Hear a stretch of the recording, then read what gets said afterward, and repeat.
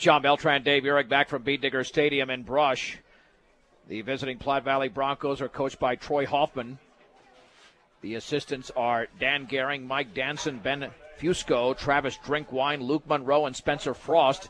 They're in their road whites with the navy blue numerals. The Beat Diggers in their home maroons with the white numerals are coached by Randy Dreitz. The assistants Ron Albo, Lance Schwint, Dick Creighton, Matt Manier, Ken Garcia, and David Cummings. The referee for tonight is David Trimble. Bill Ferguson is the umpire. The headlines official is Brad Dunlap. Line judge is Alan Bryant. And Jim Beers is the back judge. Day the Beat Diggers ran the football well the first 2 weeks of the season, but not the last 2 weeks. However, they do welcome the return of Connor Weiser. Connor had to make that tough decision, when you're injured. He has a cartilage injury. He has to make a decision if he's going to hang it up and call it a career, or if he's going to try to continue on. And he made the decision to go ahead and try to run the football. But I guarantee you one thing, if Brush starts having some success against Platte Valley, I don't expect to see him on the field a whole lot. Well, I think that's going to be the case for the rest of the season. I mean, they have weaker foes down the road like Estes Park and Welch Central to close out the year. I'm sure they will try to limit his carries at some point and make him as fresh as possible for the playoffs.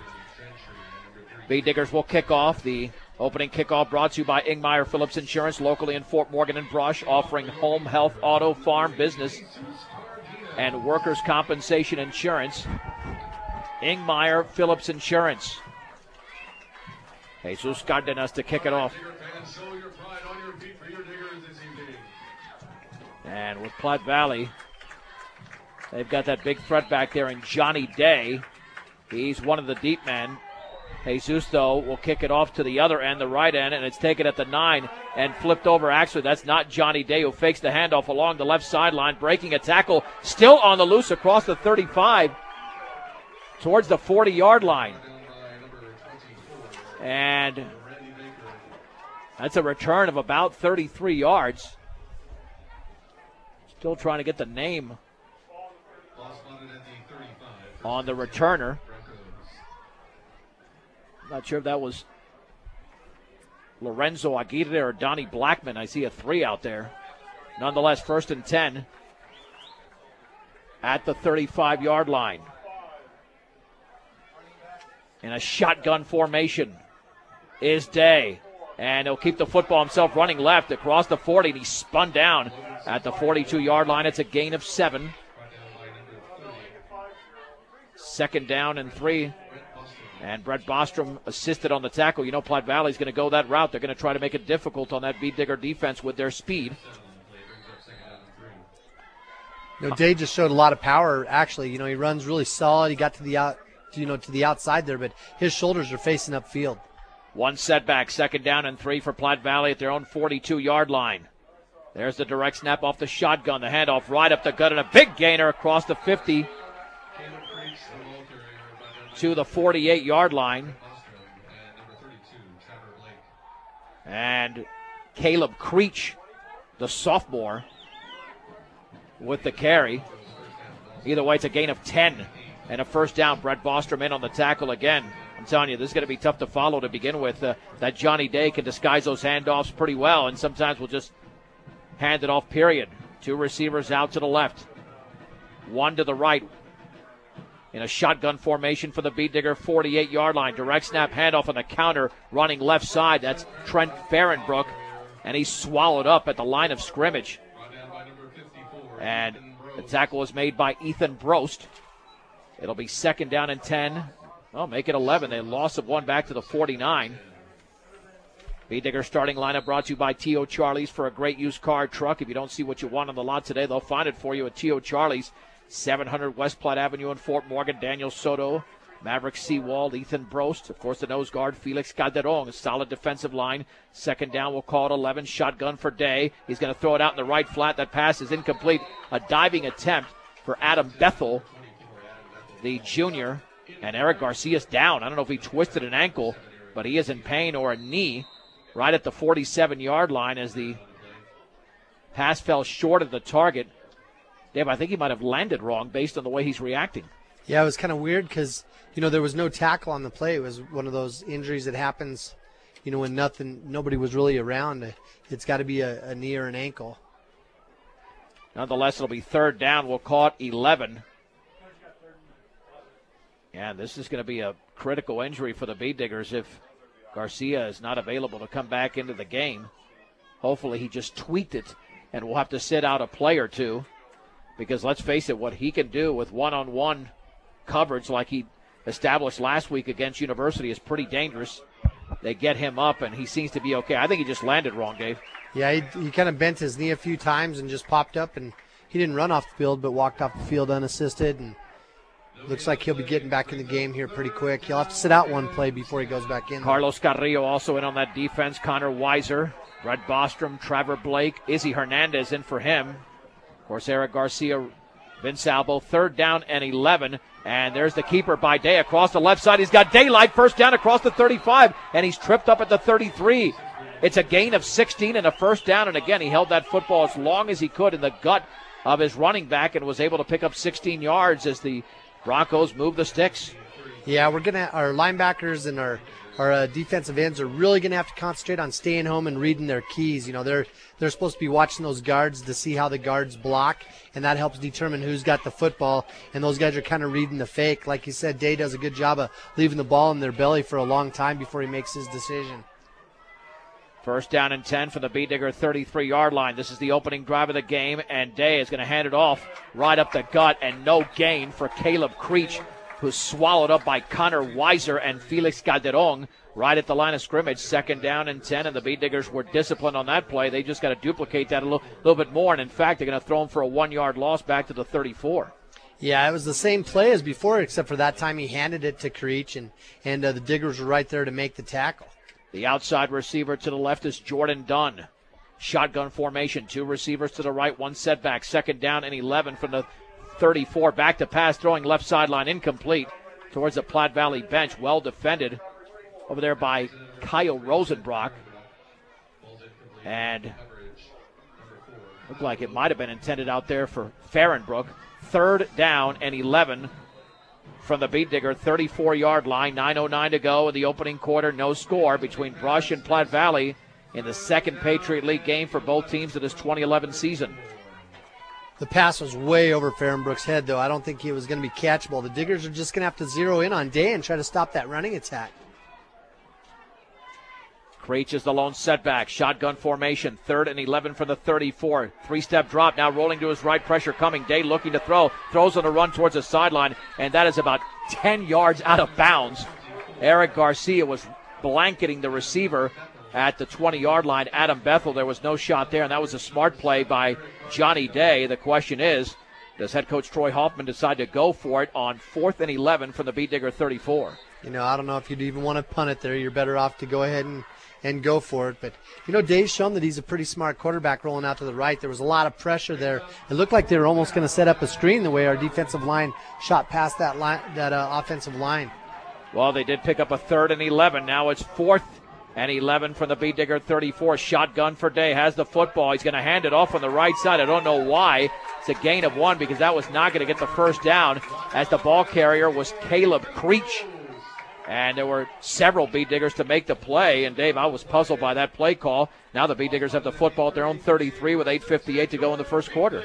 Yeah, I think the coaches, it was one of those deals where, you're playing that game of chess in your head, and they're thinking, the Diggers are probably thinking Day's going to get the ball. And I'm sure they think it's going to be that quarterback keeper that's been working. So let's just hand it off and outsmart him, And it's one of those times when you double think too much, and you probably just need to let the guy that's better at running the ball carry the ball in crucial situations. Connor Weiser's in that backfield along with Chris Lee. 1st and 10 from their own 33.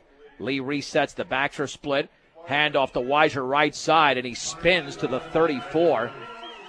Outstanding play there by the left side of that Platte Valley defensive line. But Johnny Day did come up from his linebacker position. A gain of 1, 2nd down and 9. And the Bee Diggers have many of their defensive starters in there on offense, with the exception, of course, of Mitch Tormolen. Kyle Rosenbrock checks out of the game. Damon Miller, the big center for the Bee Diggers, done a fine job all season. 2nd down and 9 for Brush with a football at their own 34-yard line.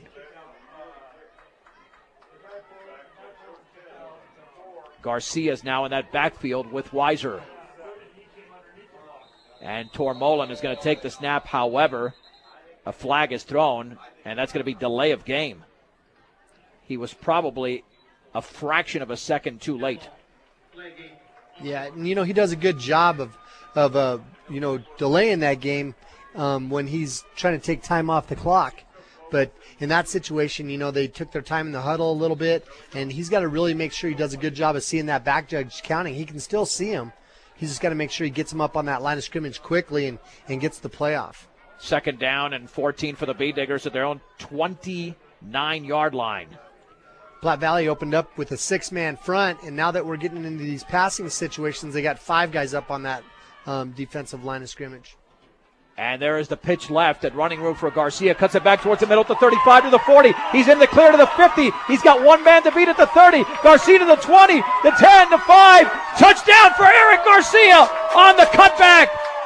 Garcia goes 71 yards, and the Beat Diggers lead 6-0. It's a quick pitch left, just a 59 quick pitch left where they fake it underneath that fullback's arms. They were getting that defense to bite on Connor Weiser, and Garcia, once he got the pitch, he didn't take it all the way outside wide. He cut it back early when he saw the defensive end come across the line of scrimmage, and then he just kept gradually cutting it back against the grain, ran right past the freshman free safety there in the backfield. Well, has Eric Garcia become an even bigger threat? Not that he's not been a threat all season, but he was used as a decoy principally because they were double-teaming him on certain plays. The extra point by Jesus Cardenas is up, and that is good. 7:57 to go. First quarter, Brush 7, Platte Valley nothing on 1010 KSIR and KSIR.com. 2 plays. The Bee Diggers started from the 33, so you'd say it's a 67-yard drive, but Eric Garcia went 71 yards because of the 5-yard delay of game. In a minute 1, and the Bee Diggers on that 71-yard scamper by the senior lead 7-0, and that was only Dave? 2 plays after he went down with a supposed injury. And, I mean, again, he probably landed wrong, but he certainly looked like he didn't tweak anything even earlier in the game. Jesus to kick it off. This was a line drive. It'll bounce at the 21, take a big hop, field it at the 7. Running left across the 15 along the left sideline with a flag down to the 20. And now to the 30-yard line. Landon Gentry, the 5'11", 165-pound senior, goes out of bounds at the 30, but that one's coming back. And that will be a hold against Platte Valley. Boy, they have a lot of blockers over there. They were trying to set up that reverse again, but because Cardenas kicked the ball on the ground, it caused the timing to get screwed up, and so he wasn't able to hand the ball off. And lucky for Brush, he took off running over there on the left side again, over on the Platte Valley, in front of the Platte Valley bench. And then they were also bunched up. They were doing a good job of blocking, but one of their guys must have got turned around a little bit and held on. 1st and 10 at the 10 for Platte Valley. Johnny Day, the quarterback, will be in a shotgun formation once again. They might go with a couple of setbacks this time to show something different. Man in motion to the right, and Day will hand it off right up the gut. A big hole across the 10 to the 15, still driving towards the 17. And that is Trent Fahrenbrook, and he's still going. And there, I don't know if that was a flag down or just a marker, but Fahrenbrook is down at the 16. Jordan Dunn did recover the loose ball. Now we'll give him 5 just past the 15. 2nd down and 5. That was some hard running by Trent Fahrenbrook at 6 foot 180 and a senior. Platte Valley doesn't waste any time in the huddle, and boy, they really hustle up to the line of scrimmage and makes our defense feel like we're on roller skates a little bit. 2nd down and 5 from the 15. Shotgun again. Day has the football and will keep it himself running across the left side, and he spun down at the 24-yard line. I thought I saw a ball loose again as the officials stopped the clock, but are they going to say that's a fumble recovered by Brush? They do. And Kyle Rosenbrock has recovered the fumble after a 9-yard gain by Johnny Day. And that came out very quickly.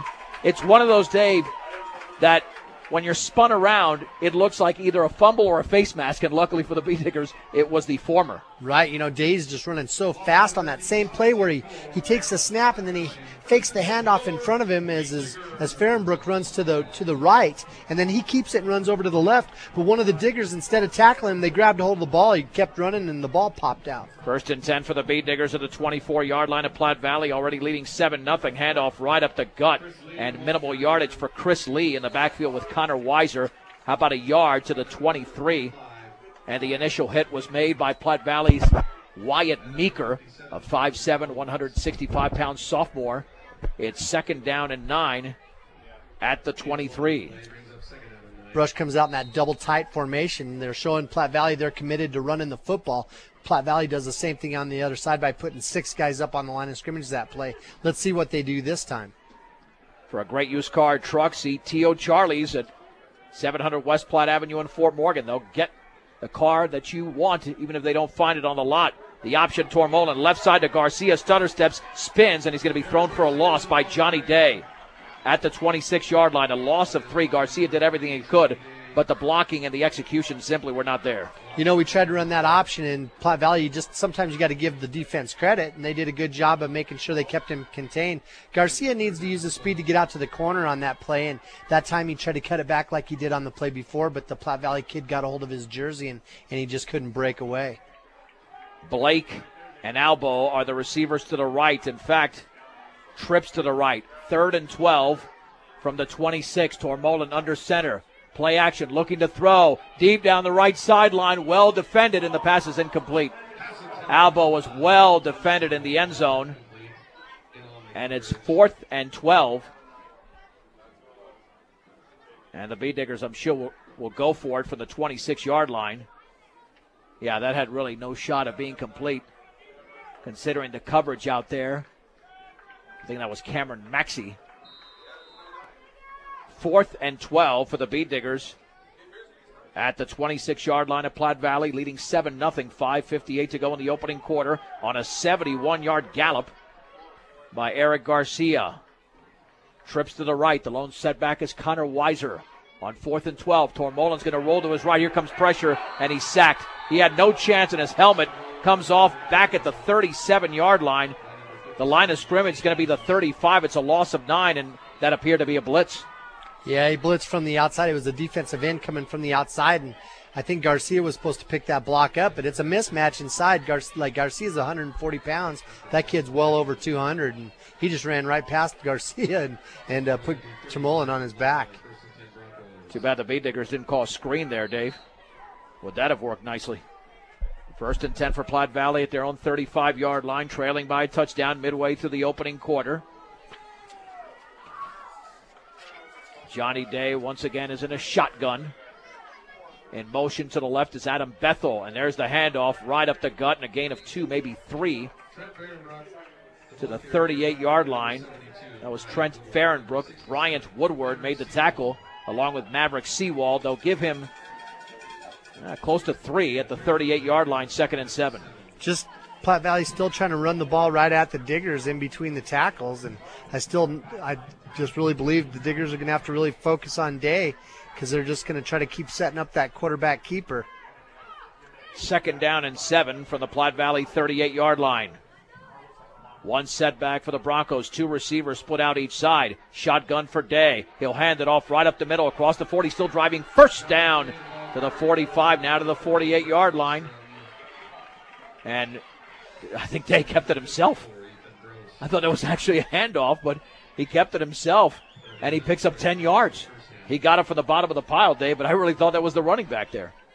Well, I did too. They got some good fakes going on out there, that's for sure. But, again, just running right up the middle. And the offensive line for Platte Valley, they're a bunch of really big kids, and they just get shoulder to shoulder and just run right down the field. So, as this Platte Valley team over the year learns to run the football even better, they're going to be dangerous in the playoffs. 1st and 10 at their own 48-yard line. Fahrenbrook, the receiver, to the left. And the Bee Diggers moved along the left side of the defensive line. That should be a 5-yarder against Brush, making it 1st and 5, unless there was movement on that offensive line, but I didn't see it, and it will be offsides against the Bee Diggers. So now the football is in Brush territory. Nice job of having the official mic'd up tonight. Got our new athletic director, Jason Strauss, starting to get his feet underneath him now, and he's starting to be able to add on a lot of those details. He's got some really hard shoes to fill. Direct snap to Day, fumbled it, picks it up, and then he's across the 45, running left side of the 44. Trevor Blake made the play, but that could have been real trouble for Platte Valley instead. Picks up 4 yards, and it's 2nd down and 1. Day is so quick. But, yeah, like I was saying, we had John Schaefer, one of the greatest athletic directors the state's ever going to have at any level, in my opinion. And Stroud took the dangerous challenge on of coming in right after him. And sometimes that's hard to do, follow somebody that does such a great job. 2nd down and 1 from the 43. Direct snap to Day. He'll take it himself across the left side. Flag is down. He's across the 40 to the 37. Kyle Rosenbrock grabbed him around the ankles and made the tackle. A gain of close to 7, but it looks like this one is going to come back. More than likely a hold against Platte Valley, and the preliminary signal will be holding against the Broncos. So a 1st down is nullified for Platte Valley, and boy, when you're at 2nd and 1, that's the last time you want to hold. Boy, that's for sure. Day's got 51 yards on 6 carries. He's just showing a lot of quickness and a lot of power as he breaks some tackles. And boy, I just like how his shoulders are always facing upfield. You don't see him running sideways too often. 2nd and 10 for Platte Valley at their own 48-yard line. 4:03 to go in the opening quarter. Brush leads 7-0 on Eric Garcia's 71-yard touchdown run. Shotgun for Day. Day will hand it off, and as that ball fumbled again right at the line of scrimmage on the handoff, and bodies are all piled up at the line of scrimmage. Platte Valley, though, does have it. And let's see who had that football. No, I don't think Day recovered the fumble. That's what the PA's saying, but I think that might have been Farrenbrook. I do too. Either way, 3rd and 10 after no gain. Trips to the right. Deep drop for Day. Looking, setting up deep over the middle, incomplete. Nowhere close to the receiver at the 34-yard line. Defended by Vince Albo. Jordan Dunn was the intended receiver. Platte Valley's running game is very effective. The passing game does not look good so far. Yeah, he just overthrows a lot of people, but the Diggers are getting a good rush on him. I'm glad to see that rush is from the outside in, keeping Day contained, because it really makes you worried to see if he drops back to pass and see him take off running the football. Eric Garcia standing at his own 20. They'll punt it away from the 37, get it off towards the sideline. A very nice punt that bounces at the 20, picked up at the 13 by Garcia. Stutter step to the 15, along the left sideline of the 20, down to the 23 as Kyle Gardner punted it away for Platte Valley. And the tackle was made by Farrenbrook, and the Beat Diggers have 1st and 10. This will be their 3rd possession of the game. The second one started after a turnover at the Platte Valley 24, but the Beat Diggers could not convert. Now they've got 77 yards to go to get back on the scoreboard, leading 7-0. I loved how Garcia picked that football up. I thought for a minute he was just going to let it die, and you could see all the Platte Valley defenders. They held up. They were like 10 yards away from him when he picked the football up, and they could have been all the way down the field. So good for Garcia seeing that ahead of time and picking up some extra yards. For all of your auto supply needs, stop by Central Auto Parts in Fort Morgan. Hand off to Weiser right side, and now they stop the play. What happened there? They threw it out there in the area of our wide receiver. I'm not sure if we didn't have a receiver move a little bit. Well, you're right. It's illegal procedure against Brush, and the Bee Diggers so far look sloppy offensively, other than the one play that resulted in a long touchdown.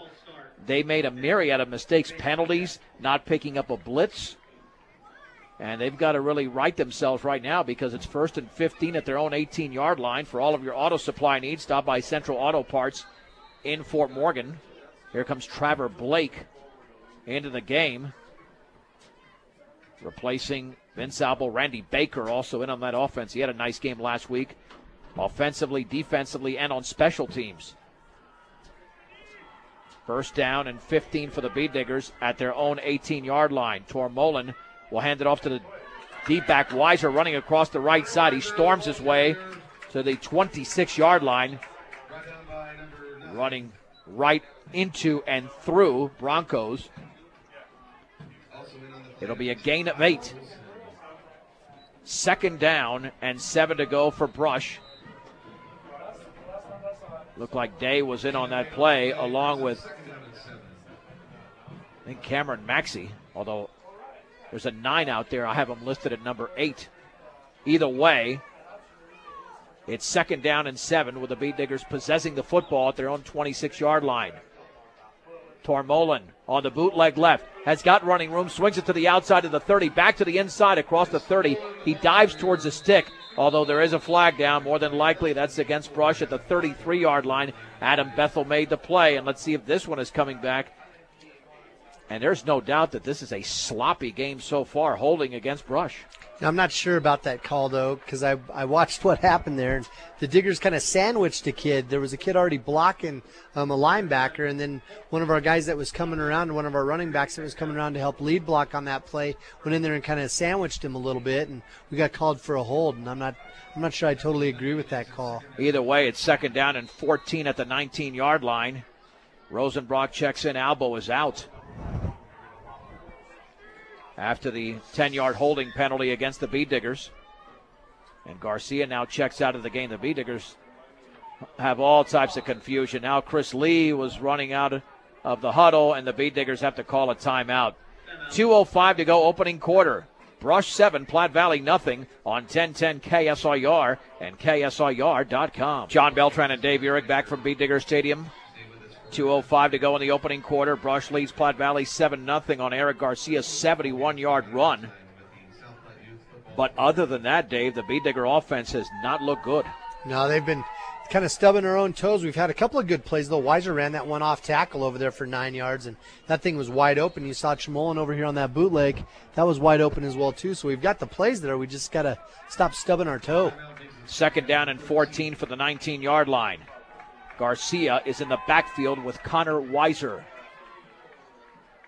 And on 2nd down, Tormolen with a hard count forces Platte Valley to jump, although one of the linebackers, Caleb Creech, is pointing towards the Beat Digger offensive line. And Platte Valley's not moving at all. And the officials are discussing it at the 19-yard line. I'm not sure if the Platte Valley guy didn't come across first. And this will be procedure against Brush. 15 yards of penalties over the last 2 plays. 2nd and 19 from the 14. Well, this is where our offense operated best so far tonight, long yardage. Platte Valley stayed in that 4-man front here lately. Boy, they got some quick guys up there on that defensive line. They're getting off on the snap really quick and gaining ground, and our smaller offensive line's having a hard time equaling their speed. On 2nd and 19 for the 14, Rosenbrock is in motion to the right, and there's the pitch right to Garcia, swings it to the outside of the 15, back to the 20-yard line, still on his feet, and he's using a lot of speed across the 35 towards the 40-yard line as Garcia turned off the afterburners. And he turned them on big time. It's going to be a 1st down. And they're going to mark him at the 39, a gain of 24. Let's call it the 38, 24 yards for Eric Garcia. What a play by the Beat Diggers, and that was all about his speed. Yeah, they get outside. They use that quick pitch to get out there, and he just runs away from people. And, he had that opportunity once. He cut that ball back up against the grain for the 71 yards, and then the second time he didn't want to cut it back, and he did. This time he took it out to the side and made the big yards. 1st and 10 at the 38-yard line. Backs are split. Let's see if Weiser gets it this time. He does, running off right tackle to the 40-yard line. Johnny Day made first contact, a gain of 2. 2nd down and 8. Eric Garcia had over 100 yards receiving last week, well over 100. And in the first quarter, he's already pretty much approaching over 100 yards. He had 95 yards on 2 carries, the 71 and the 24-yarder 2 plays ago. Yep, that's right. He's got so much quickness, so much speed. He gets out there and he's able to put those quick little moves instinctively on people, and guys have a hard time holding their ground. 1:20 to go in the opening quarter. Brush 7, Platte Valley nothing. 2nd and 8 for the 40-yard line. Resetting is Rosenbrock. Bootleg left for Tormolen. Not much running room, and he's down. He's going to lose yardage. And he was taken down for a loss of about 3 by Adam Bethel to the 37-yard line. That's going to make it 3rd and 11 but at least the Bead Diggers, with that big play from Eric Garcia, have gotten themselves out of a precarious position. You know, and our punting game's improved quite a bit. Tyler Stratman got some good punts off the last couple of weeks. So, you know, if we don't get the first down here, at least we know we can get Platte Valley on their own side of the field. Officials timeout with 42 seconds to go in the first quarter, with a 3rd and 11 at the 37-yard line.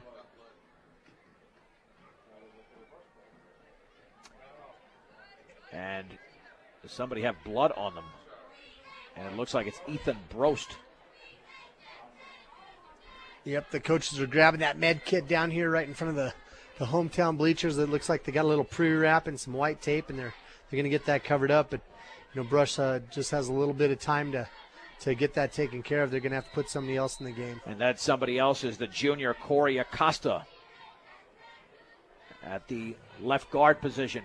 3rd and 11 from the 37. Tormolen back to throw. Pressure coming to his right. The pass is complete to Albo, short of a first down by a yard at the 47-yard line. As he was hit right there, looked like Albo wanted to make a move and juke the defender, but he got hit. It'll be 4th and 1, and it looks like the Bead Diggers more than likely will go for it. Yeah, it was one of those things there when, you know, Vinny needed to know what he needed to get for the first down and not try to make that big move and just dive forward. But, you know, when you're out there on the field, you see things coming, and instinctively you think you can make a move. He tried it, but I think it cost him a first down. That's the final play of the opening quarter with the score. Brush 7, Platte Valley nothing on 1010 KSIR and KSIR.com.